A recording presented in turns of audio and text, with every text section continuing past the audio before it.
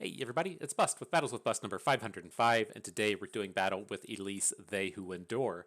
And so, if you caught our video on Kindred Nasus, or if you've played that on your own, or maybe played Thresh Nasus, you should be quite familiar with the idea of these Slayers decks. They have the three kind of pillars that they're really trying to pull off. You have units you put on the board with the intent to sacrifice away. So we have the Praise from the Wings and the Wave, the Cursed Keeper coming on board as a sacrificial unit, the Spiderlings generated from Elise and Vile Feast. We don't have very large expectations for these units other than they're going to be sacrificed to something else. After that, you have the Slayer Activators, the units that we are getting some kind of bonus for killing off these units with, whether or not that's Ravenous Butcher being a 0-mana unit that has a ton of stats, the Blighted Caretaker generating the saplings for good combats, or the Spirit Leech drawing us some cards. We have the payoff for the sacrificial units that we put on the board. That's what you would find as the second pillar. The third kind of pillar to these Slayer styles decks is Atrocity. We're going to be coming out here generating some gigantic unit, and then we're going to be able to throw that gigantic unit at our opponent's face. Out of the Shurima versions, that is typically Nasus. Over here today, we're going to be using They Who Endure to fill that role. And so They Who Endure, this is a card that it was nerfed up to 7 mana, I don't know, like 8 years ago. And now that more cards have been printed, there's more ways to silence, there's more ways to interact with this gigantic unit. They did just cut its cost back down to 6 in the variety patch. That's one of the big reasons that this has really started to spike up in popularity. It's now matching that same price point as Nasus. But They Who Endure isn't what really makes the Freylord version of this deck to me, right? If you're thinking in terms of, ooh, I want to play a Slayer's deck in best of 3, I play Thresh Nasus, that's a good one, sure. I want to play something similar, They Who Endure is kind of similar to Nasus, so I'm going to play this Freylord version. Like, that is a fine, idea and concept, but the big thing that you're going to be gaining out of Freylord is the Spirits Unleashed, and this is a fantastic unit booster. I really love Spirits Unleashed in the sense that it has that siren song kind of effect to where it boosts all of your future units and all of the future cards. And so if we manage to, say, play Spirits Unleashed on turn 3, on turn 4, we drop down a Blighted Caretaker onto a Cursed Keeper. That Cursed Keeper dies, summons the Escaped Abomination. The Abomination has +1/+1. The Blighted Caretaker comes on board, has +1/+1. The 2 saplings are generated. Guess what? Big surprise. They also have +1/+1. And so the big stylistic thing that we're seeing out of this deck that you don't typically get out of a Nasus-based Slayer's deck are these bonuses we get from Spirits Unleashed, and we try and take advantage of that all over the place. Elise generating units, Vile Feast generating units, Blighted Caretaker generating units, all get those big bonuses from the Spirits Unleashed. You can do things like play the Wings and the Wave for the 0/1s. If you need the small units in a pinch, they can now block and actually kill stuff. And then you're just getting these bonuses all the way across the board. You can cast a Hate Spike. The Husk comes on board. The Husk gets the +1/+1 bonus. You play a fresh unit after that. It gets the enhanced Husk plus the +1/+1 from the Spirits Unleashed as well. And so just a big variety of bonuses and synergies all the way across the board that we get out of this Spirits Unleashed. And so that is the kind of core idea with the Freylord Slayers. The things that I like to call out with our specific version here today is we're only playing 2 copies of They Who Endure. I run into a lot of games to where the They Who Endure is awkward in terms of its size. You want to play it on turn 6 or turn 7, but it's only like a 4/4 just because of the way the game has flowed. Like, those games do not feel very impressive. It feels kind of like a dead card. It does get made up for in those games to where it's turn 7 or turn 8 and you drop the They Who Endure as an 11/11. Like, it is certainly a high-powered play, don't get me wrong there, but we do run into some awkward games to where we drew our deck in the wrong order and it's not particularly sized well. The thing that is always sized well is going to be Tryndamere. We're only including a single copy of the Tryndamere here today, but he is a fantastic game closer, very tough to kill now that he has 6 health, and a very fantastic target for your Atrocities. You can attack with Tryndamere, Atrocity him away, he dies and comes back, and then gets to deal damage in with his big form while still in combat. Very powerful things that he's capable of doing. The other things I like to call out is the big, new, and hot deck running around in the space of Eternal right now is the Draven, Vi, Dragon, Overwhelm, double attack kind of deck thing. And you do need some kind of answers to take either the big Dragon or the big Vi off of the board. So we have come in with one copy of Three Sisters and one copy of Vengeance. These cards also doubly work in, say, the mirror match, so we can shrink opposing They Who Endures and just deal with general big problematic units we see in this format, like Pantheon or Varus or just a large bro. I like having access to these bigger removals that the smaller cards like Hate Spike and Violent Feast don't necessarily clear out. I feel like we're always pretty good in terms of dealing with the small units between the Feasts, the Spikes, the Unleashed AoEing, and then the Blighted Caretaker striking down the smaller foes, but the big ones can be a problem. So Three Sisters and the Vengeance have made the cut in our version here, and realistically I'd like to fit in a third as time goes on. But nonetheless, that is the deck. That's what we're doing battle with today. I think the pay-to-win price is all paid up. I'm pretty sure we got there with the Nasus deck. Let me just double-check real quick before we dive in. Ooh, did you all see that on the scrolling? I missed it. Our boy They Who Endure hasn't been paid up on yet. He certainly is now. Must feel good, my friend. Must feel good to turn premium. You get those bonus shinies. You're feeling good on date night. You got your good outfit on. You've fixed your hair up. You're ready to shine. That's what it feels like when you when you go premium and prismatic. And so, welcome aboard, friend. But all right, going up against Zoe Aphelios Bandle City. Not entirely certain what we're about to get ourselves into here. I'll hang on to the Wings in the Wave. I feel like we're going to want some kind of, very aggressive opener coming up against Aphelios. There's probably like a lifesteal unit in here that's going to cause some problems, and the Wings in the Wave will let us get a pretty good start out here. So we can summon the Prey. We did pick up a Ravenous Butcher. Happy enough to go ahead and get him off to the races. We'll kill off the Prey token, so if he has a bounce spell or something and we get the first wave back, we can generate an additional Prey. Doesn't come up very often, but you typically do want to be saving the first wave and killing off the Prey.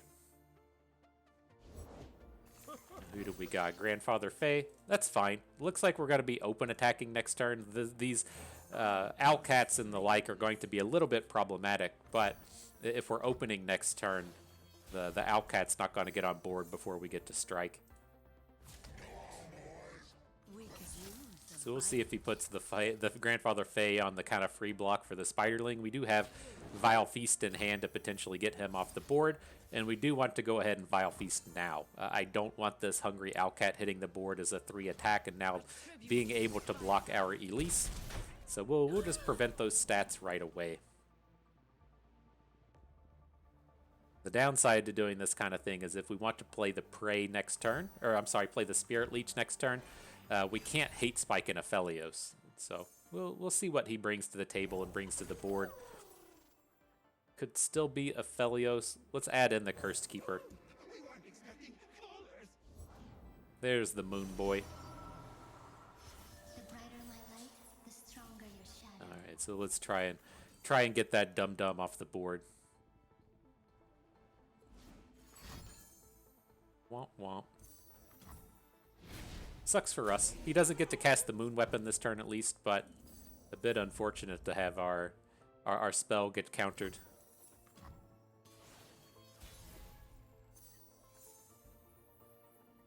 So what do you think? Is he going to have a second one? Is there going to be a Pokey Stick number 2?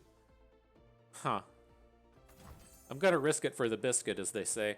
I think that's a sexual saying. I'm not entirely certain, but that's what we're going to be doing right now. The thing that concerned me here wasn't the combat trick coming in. It was going to be something like Group Shot or a Pie Toss or another Pokey Stick. Having the combat trick come in and us still get the unit, feels pretty okay.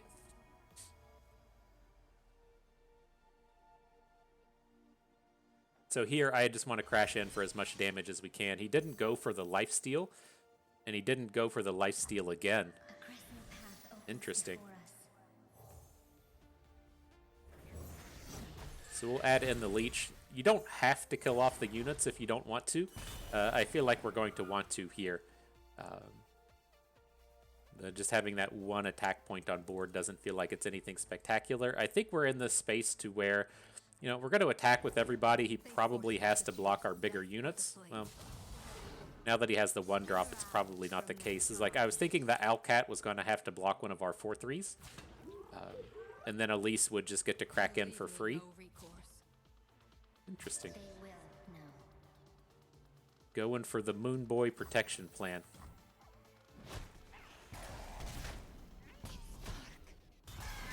Alright, well, if we pick up one of our big plays, we're pretty close to the Atrocity kill now, but I am a little bit worried about what Aphelios is going to be able to do.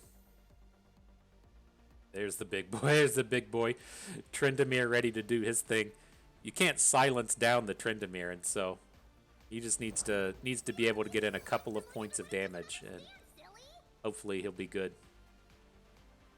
Right, one of the scary things with They Who Endure is a Hush or a Targonian Tellstones coming out. Hopefully don't have to worry about that here. But we are like super far behind. We needed a lot to happen on that previous turn. With him getting a card off of Zoe, he's going to be able to Calibrum down the Escaped Abomination. He's got to be feeling pretty safe at this point. We really need this Tryndamere to do some work.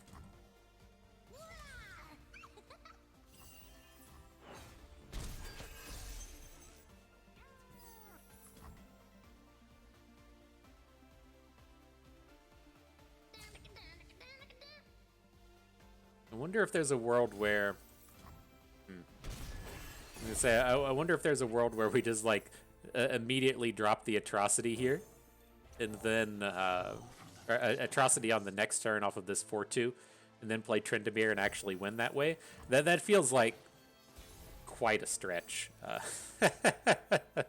I'll be real, that sounds like a bit of a stretch to me.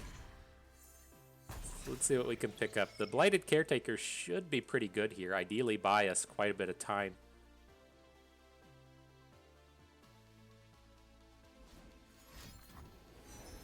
We do still have to worry about bullshit cards like Stress Defense interfering with our Tryndamere, but you know, we're still in it, which is saying a lot.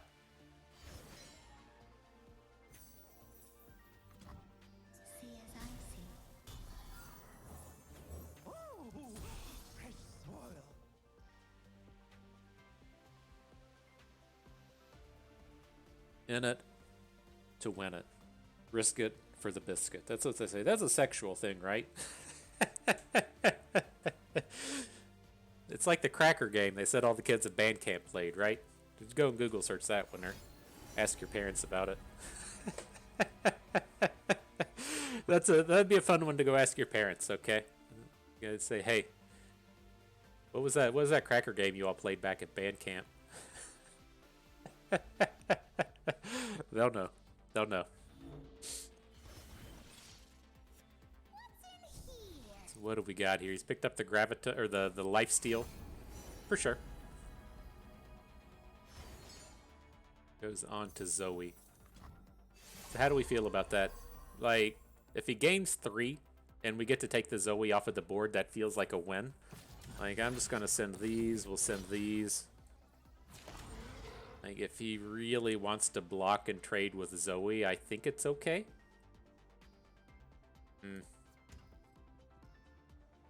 I'm not convinced. It just feels like there's a shenanigan attached to this Zoe. But we'll leave her at home. Like, if she gets the block, it's like gaining 7, essentially. He loses the Zoe, but gets infinite time. I don't like that. See if he picks up a fresh Lifesteal here.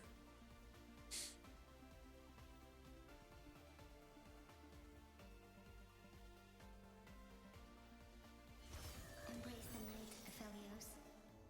Embrace the night, my dude.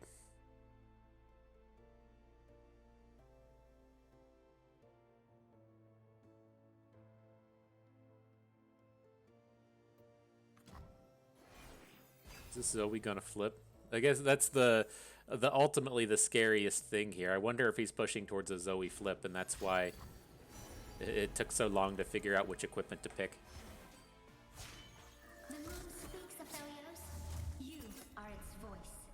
Alright, Moonboy gets the flip.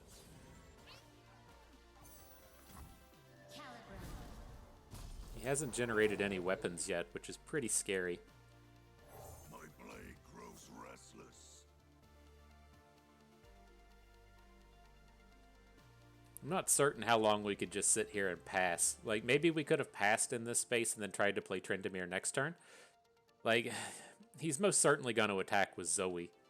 I don't know. This just feels like one of these spaces to where if we, like, pause this game and just go too slow, he's going to get a really good place. What the fuck? Papercraft Dragon. Channeling your Ruben Zoo out here. Are we just going to be fucking dead? This gets her up to 8.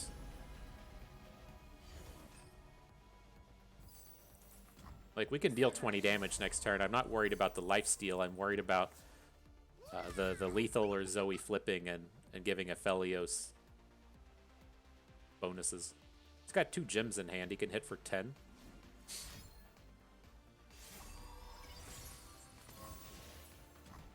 Okay.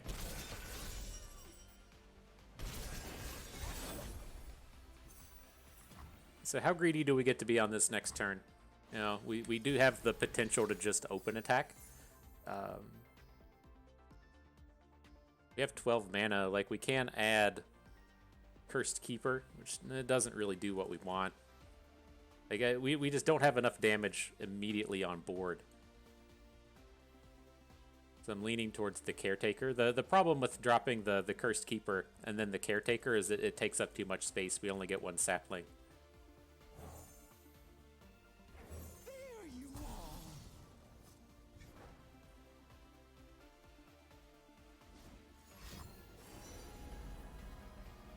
Alright, so he's going to bring the stun onto Tryndamere.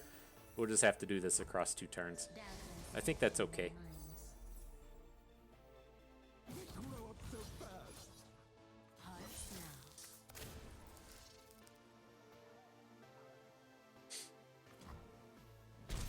Turns out what is dead may never die. So we can try an atrocity off this Tryndamere twice. Get our Game of Thrones on out here. You all remember that television program, Game of Thrones? Remember that one?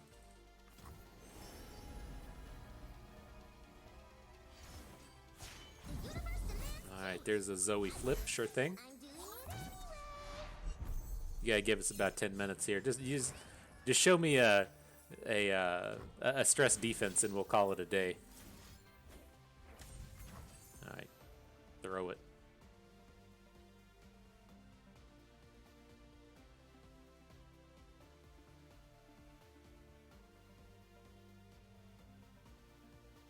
He says, uh-oh.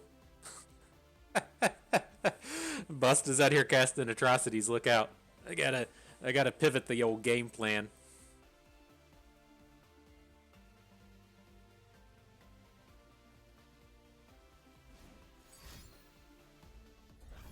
That's what you like to see. You just went, uh-oh. I said, oh fuck.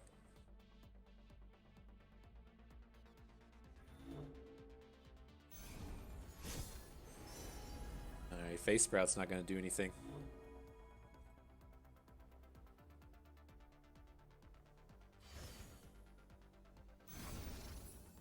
Alright, 8 to the nug.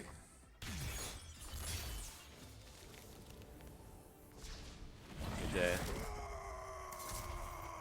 Look at that.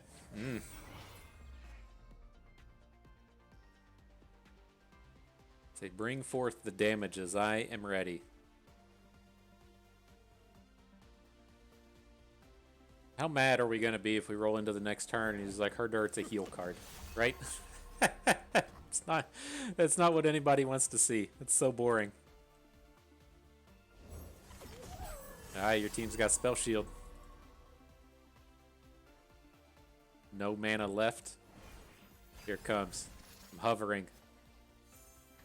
What do we got? What do we got? Killing means nothing to those who cannot know death. That's right, man. That's right. What is dead may never die.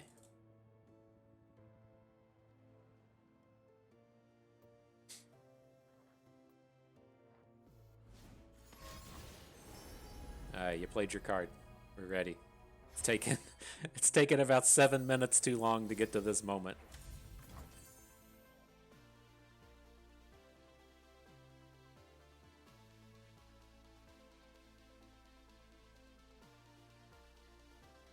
Did we do it? Did we get it?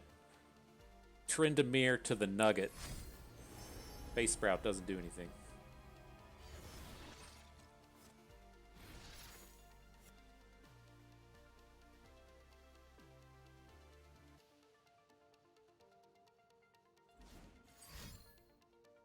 I don't feel like that does anything either. He hushes our Tryndamere. That does do something to They Who Wander. She Who Wanders. They Who Endure. But our big boy Tryndamere, Tryndabro, bring in the heat. GG. On to the next one.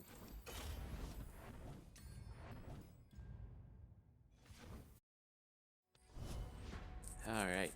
Man, what a bummer Game of Thrones was. Like, my wife never watched it. And so the way the sequencing kind of went was I probably missed the first season. Like, this was back in the time when DVDs were a thing. And so, like, the first season came out, maybe the second season came out, we got those on DVD. And then basically what I would do is the new season of Game of Thrones came out, I would rewatch the previous seasons. It was that good, right? So season 3 comes out, you rewatch season 1, season 2. Season 4 comes out, you watch 1, 2, 3. And then once it got to like 5 or 6 or so, that was just too many, right? I can't just watch that insane amount of Game of Thrones over and over and over again. But like those first few seasons, I've probably seen them like 4 and 5 times each. And so then I don't know if we were married or not when I don't think the wife started on the final season of Game of Thrones. I think it was the next to last one. But we were like, well, you got a lot of catching up to do, and so we're gonna take some time here and get you caught up with the game. And so we watched through the whole thing again, watched that season, and then the last 2 seasons were such bummers. It was like, ugh, what a waste. what a waste. I mean, what more can you really say about it? But nonetheless, this is what I was talking about in terms of those games where They Who Endure can be pretty awkward. This hand, just awkward as fuck. I mean, I think we're stuck just attacking with Elise here, playing a bit of a slow game. I don't want to just open with Spirits Unleashed. That feels like a waste. Since he's already played one, we're not going to be killing anything, though. I really wanted to make sure we get this additional Spiderling on the board. I'd like to be able to do something with Blighted Caretaker, or if we need to, next turn, play the Spirit Leech, but all around pretty awkward. But she wasn't super into it. It was a little too violent for her, but, you know, kind of is what it is. We're about to get steamrolled. About to get steamrolled. We're stuck playing a defensive caretaker here, but like the thing with playing the defensive caretaker is he just goes, okay, and then he just attacks with the 2 saplings, like calls it a day. The end of the story right there. But I mean, with this hand, like we're just done. We're done. Move on to the next one. I'm glad you got to see some of the high-powered stuff this deck is doing. It was unfortunate for us you had to see it from Sir Termin's angle, but that's huge there, right? When you get the Spirits Unleashed, you get the Cursed Keeper, you get the Blighted Caretaker on board, and then just everything is massive units. And so maybe we'll get to do that one game. Maybe we'll get to do it. I mean, we could have led off with that Spirits Unleashed, but I don't think that was the game breaker there. It was probably at the end of the day the thing we should have done, but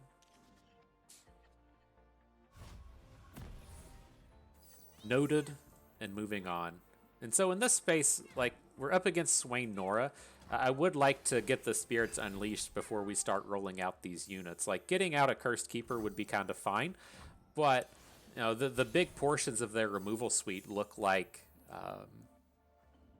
pokey sticks, they look like group shots, they look like pie tosses, and I really want him to have to invest a bunch of mana and a bunch of extra stuff into taking these units down. So if we take it slow and get the Spirits Unleashed on board, now all of his damage-based removal takes quite a bit more work, right? You can't just pokey stick this Bark Beast. You can drop the bomb for certain, but it just negates such a large portion of his removal. And then ideally pushes him to being like, well, do I really want to disintegrate kill, you know, whatever this thing is, the Escaped Abomination? And, you know, probably not. This would have been, we probably should have just passed this turn.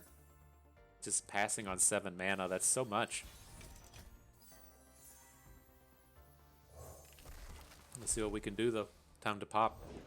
Vision to see what others can't.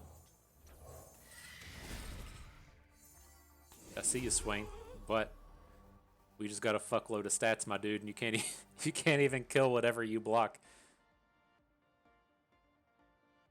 Is there a world where we want to Vile Feast the Swain and then just go ahead and play Ravenous Butcher? I don't think so. I think that's probably a little bit too greedy.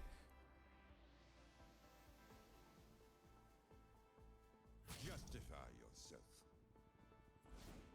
yourself. We attacked these in the wrong order. We should have put the Bark Beast down at the right. Looks like it's going to get to grow anyways. Okay.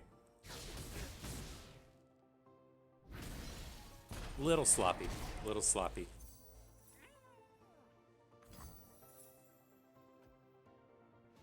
Was it already? It was already grown. That's not bad. I kept waiting for it. I was like, why aren't you taking Swain down to 6?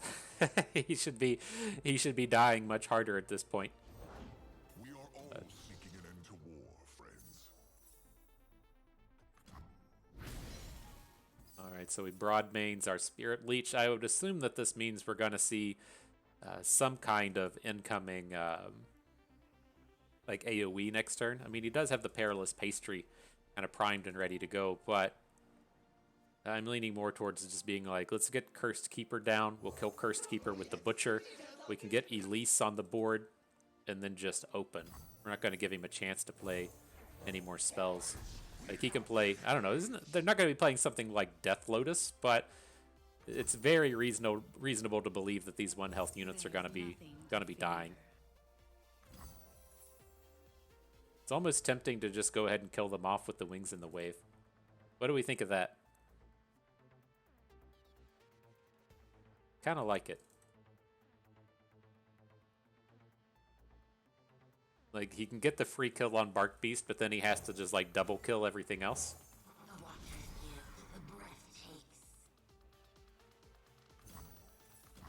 Right, because we're also right into this spot to where we're just gonna play the She Who Wanders after this and Atrocity.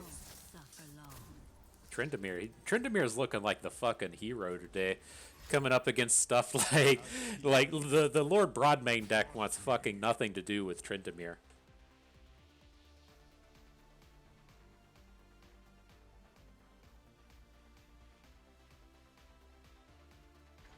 Look at that.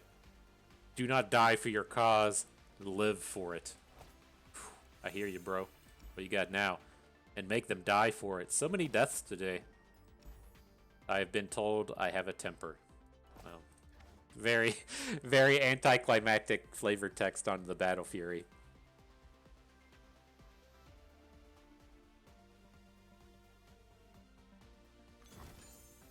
Alright, you got the flock.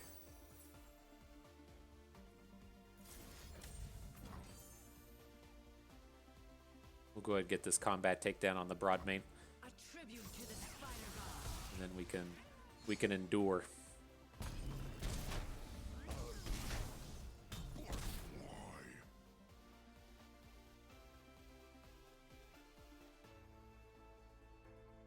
Probably another space where we just want to get these damaged units on the board. We can overwrite Elise or we can overwrite the Abomination.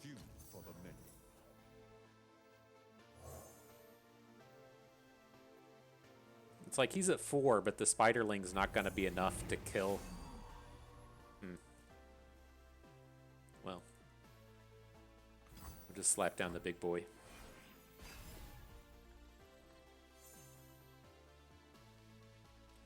This is one of these spots. We'll go for this Atrocity pretty quick. I have to imagine that if he has the tools to take the They Who Endure off the board, it's gonna take like a bunch of cards and a bunch of mana, and he's just not gonna be able to stop what we have next turn. So it's not like a guaranteed lethal here. I could also see an argument just to put Tryndamere on the board for an open attack next turn. I mean, we just have this embarrassment of riches. So he goes for Pastry now. That's going to be a Scorched Earth. I mean, sure. Send it. There's a chance that he has some kind of Disintegrate play here, but again, it takes so much effort to try and fight through that. All right. Well battled, well victoried. GG. On to the next one.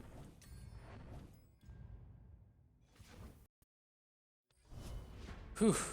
Y'all got me out here wanting to play 2 Tryndameres. Why even bother with They Who Endure? You can just play Tryndamere, huh? Didn't we learn this lesson back in Foundations? Whew. All right. Next battle, though. The other Slayers, the Suntime Slayers coming at us. Let's see what we can do. I think we just want to take the full mulligan here. I don't want to keep the Butcher without something to sacrifice off, and I would really just like to find a Spirits Unleashed in this match. Just so many units on the opposing side of the board that Spirits Unleashed comes in and kills. Life is the rain that splits the skies. Interesting.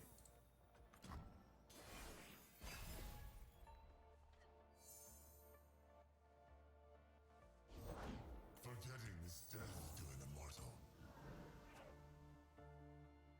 All right. Any no attacks with the Reaper. Interesting. Can't block. Can't block it, my dude.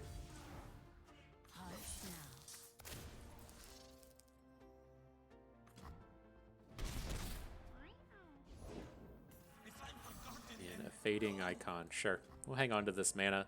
I was looking to play Spirit Leech next turn. We can, maybe counterspell a Glimpse from Beyond or something, and oof. Ooh, don't mind if I do. Don't mind if I do, fam jam. I was hoping it was just going to be that big board full of 1 health units. The 2 Reapers surviving is kind of meh, but that was fun, right? That was fun. We had fun with that game. I at least had fun. Some of us are only human. Good stuff.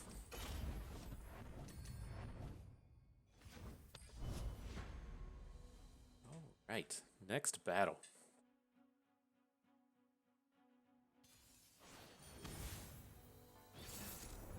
Thresh. Nasus again. Was this the same guy? Well, we'll take the same kind of outlook. We'll hang on to the Spirits Unleashed.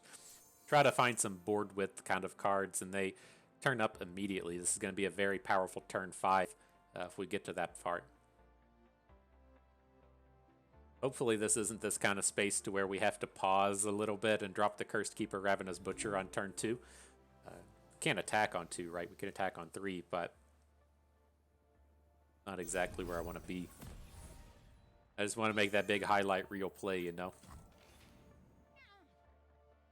Might have to wait till turn 5 to do this stuff. Ugh. What a bummer.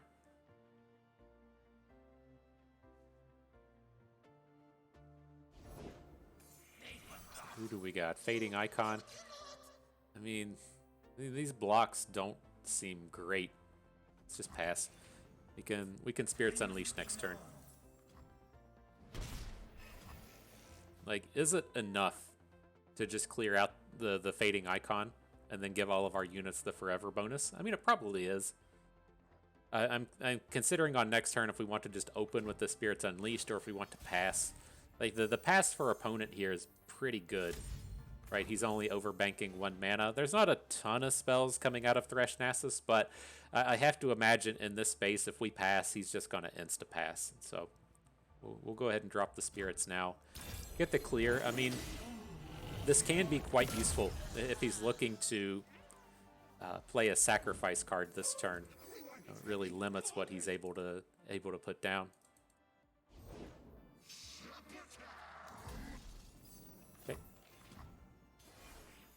7 open's fine. We have to start to worry about Atrocities at that point, but we're about to take this game over hard.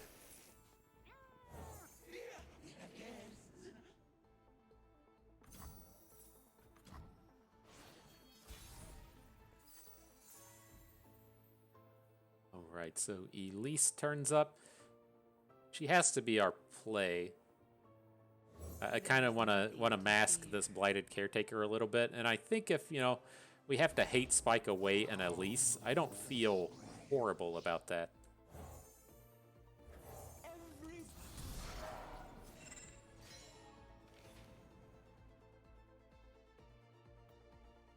Now we got the big board. Do we even want to bother with Nasus? Like, say we come in like this. What is that, 13? He doesn't have to block. It's going to get his Nasus up to 5 ticks. That's probably too dangerous.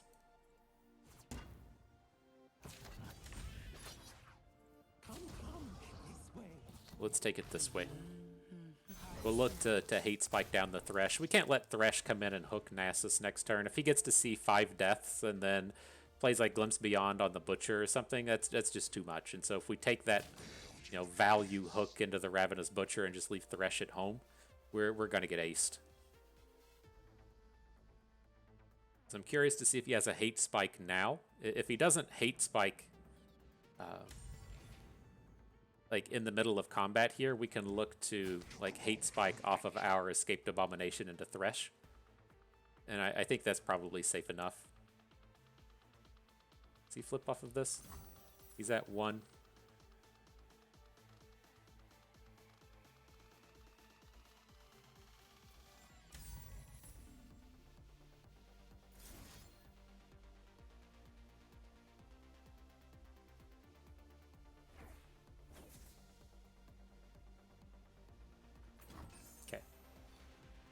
Looks like he's setting up a hate spike, right? If he's putting his blocks in front of 2 health units to be like LOL, like why wouldn't he be putting his Escaped Abomination in front of Elise, right? He's trying to set this up to where we see our 2 health units dying, and then we're like, oh cool, I'm just gonna hate spike off of a unit that's gonna die, like our sapling down here. I think that's what he's trying to kind of anticipate here. Now he brings it over onto Thresh. Oh shit. I didn't anticipate that angle. Are we fucked? How fucked are we after that?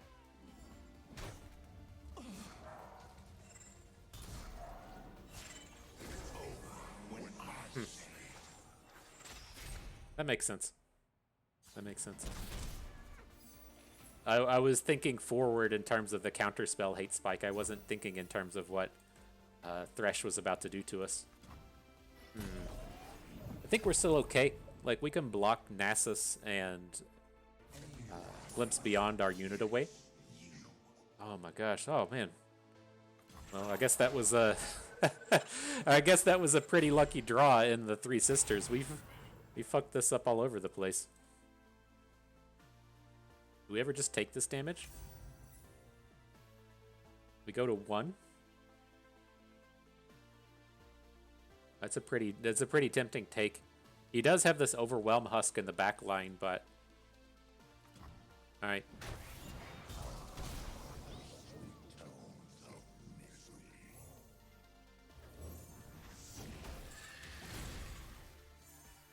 Let's see if that Atrocity comes out.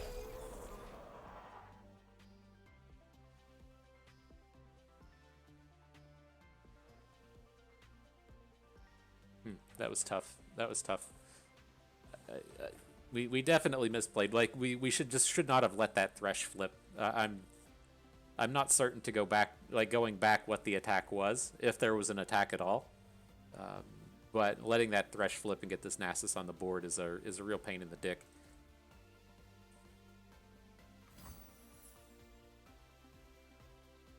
Right, I'm just gonna pass it. Like, we have the Three Sisters in hand to counterspell a Flash Freeze. Or counterspell an Atrocity with the Flash Freeze, and so that's my kind of thought with taking the pass. Here, we can add the They Who Endure and still be in that same spot. So let's see. It's not enough to get a lethal, but we have Atrocity in hand so for maybe next turn's lethal.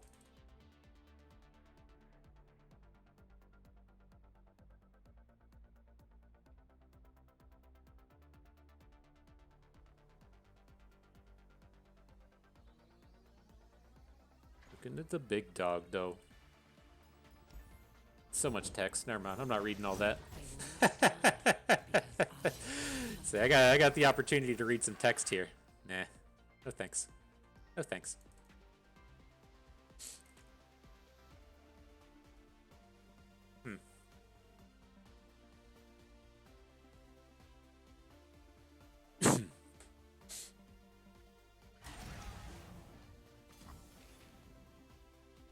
Alright, so just They Who Endure. If he blocks with the Zolani, that's going to deal 3 damage, take him to 9. We'll be at the space for a lethal. If he just blocks with Nasus, okay, I'm happy to oblige that one. And then, you know, next turn we do have to worry about this Zolani. We still have the 3 sisters. I kind of like to think that if he had a flash freeze, or if he had a Atrocity, he would have already played it. But you know, that's got to be his angle here, right? Is this? He takes 0, but we kill the Nasus. Okay.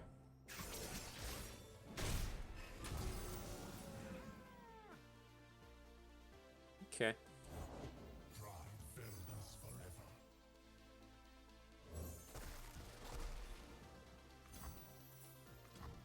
So we're not dead. That's a statement. Words have came out of my mouth. Ah, fucking second Thresh. We can't beat that. We can entomb the Thresh, but then we die to the Zolani. Alright, GG. Well, we knew mistakes were made in that one. That letting that first Thresh get on the board, or having it on board, was fine.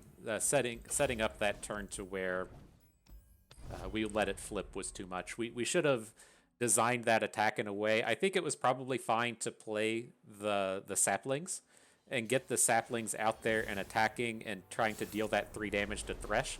I think we needed to leave it to where Thresh was going to be at like 4 of 6 in terms of flipping, because summoning out those Nasuses was just way too much.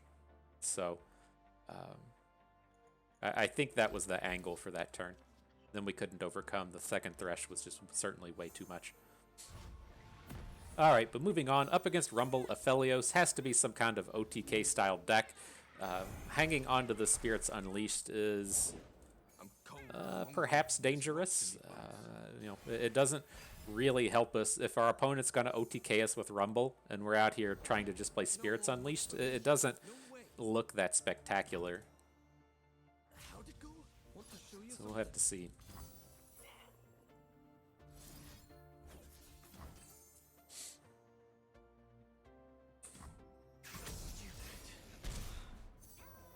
Let's take the Protect on our Bark Beast. We can look to Spirits Unleashed on turn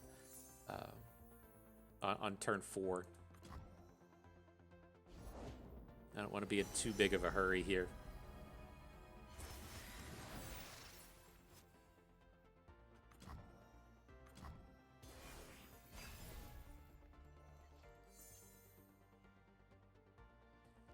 See if that Rumble comes down.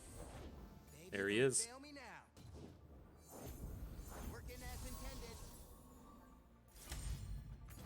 So we'll go ahead and pop the Spell Shield. If you're not familiar with the workings of Rumble, when he levels up, he gets his Spell Shield again. And so right now it doesn't super matter, right? He's at level 1 and we don't have any ways to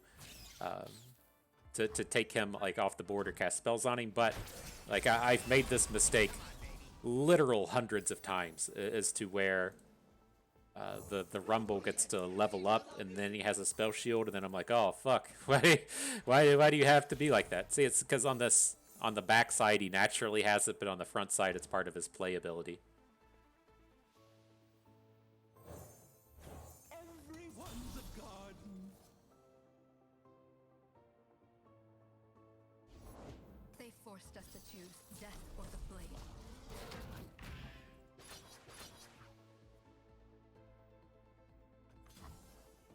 So let's send it, see what happens. I was curious to see if we would get hit by a whirling death or something. Looks like we've gotten out of it at this point. Now we can try and take Rumble down with the Spirits Unleashed, or we have the Vile Feast lined up. I'm not certain which angle I want to take. It's probably safe enough to pass. Like, I don't think he has the OTK. Like, it seems like the OTK should be at fast speed, or at, like, slow speed.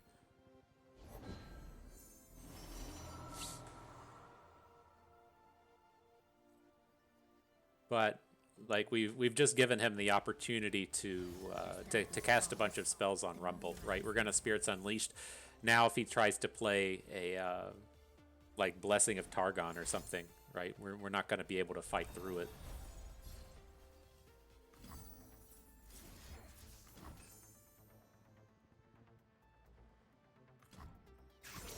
All right, well.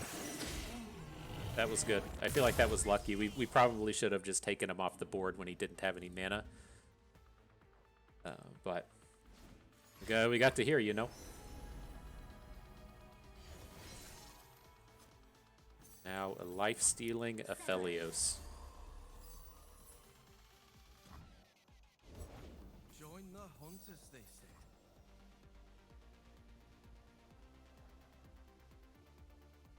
Not certain what the angle is here. What's the worst that could happen? The Aphelios gets played +1/+1? I'm not certain what that would even look like, but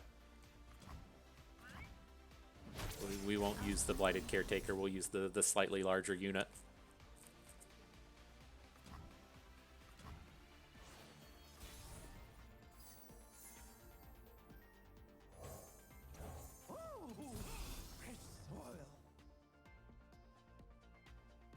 Doesn't even feel like this is enough.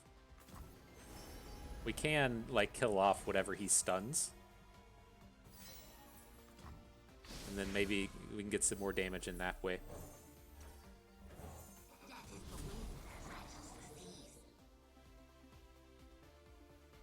And we have a 3/3 Cursed Keeper out here. You see the Cursed Keeper in hand, and you're like, no, that guy's not going to deal any damage.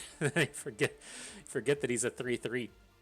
Extremely relevant on this board with 8 damage coming out of Blighted Caretakers. But at the end of the day, enough for victory. GG. We can pull this up, talk about it a little bit more. And so I feel like we covered on a lot of the high points there. We got not so much play out of the They Who Endure. You really saw mainly Tryndamere today out of that They Who Endure kind of space. But the big takeaway from this deck, especially in comparison to the Nasus style of decks, is of course the Spirits Unleashed, and you got to see Sir Termund annihilate us with his Spirits Unleashed. We had some pretty good games with it on our own, and it's just the real big build around kind of thing with this, as we add all of these additional summon kind of units onto the board. They get the bonuses from the Spirits Unleashed, and it all just is typically too overwhelming for our opponents. And so it was good stuff. It was a good set of games. You know, again, as far as this list goes, I've been quite happy with the addition of things like Three Sisters and the Vengeance. I haven't felt like we don't have enough stuff to do, but I have certainly felt like I want one of these big guaranteed removal spell kind of things. You can see what happened and say that Thresh Nasus game where things just went wrong because we played poorly. Having the access to the Three Sisters was like, well, we know that we aren't just fucking dead, right? We don't have to be in this mindset of atrocity just kills me. And so we just have to act like it doesn't exist, because we do have the answer here, right? We have the Three Sisters, and there's also like a lot of potential in that space to where like opponent attacks with Nasus, you block, and then he's like, oh fuck, now I gotta just atrocity my Nasus. And not only do you get to counterspell the atrocity, you get to put a bunch of damage on him. And so if he has to block with Nasus on the next turn, you can potentially get the kill. And you just don't get that kind of thing if you're not playing that big of an interactivity suite. And so I do like the addition of the Three Sisters and the Vengeance that you don't always typically see. And then as the formats progress, depending on what the removal piles look like of the day, Tryndamere might have the opportunity to really pop off as well. I thought he played fantastically in here today. We did run into a couple of games to where it felt like he was going to be a little bit too slow, but you have to remember that every single game you play isn't going to be a Bark Beast on 1, a Spirits Unleashed on 3, into a like a small unit into a cursed keeper and then you just like LOL your opponent, you are going to have these games to where you draw a bit awkwardly or your opponent interacts with you in certain ways. And having access to that little bit of top end in Tryndamere can be a real delight, if you will. But nonetheless, good set of games. I had fun with that. I hope you did too, because that is going to do it for us today. So I hope everyone enjoyed the video. Hope you maybe learned a thing or two along the way. You had a good time watching. So this is Bust, and we thank you for being here.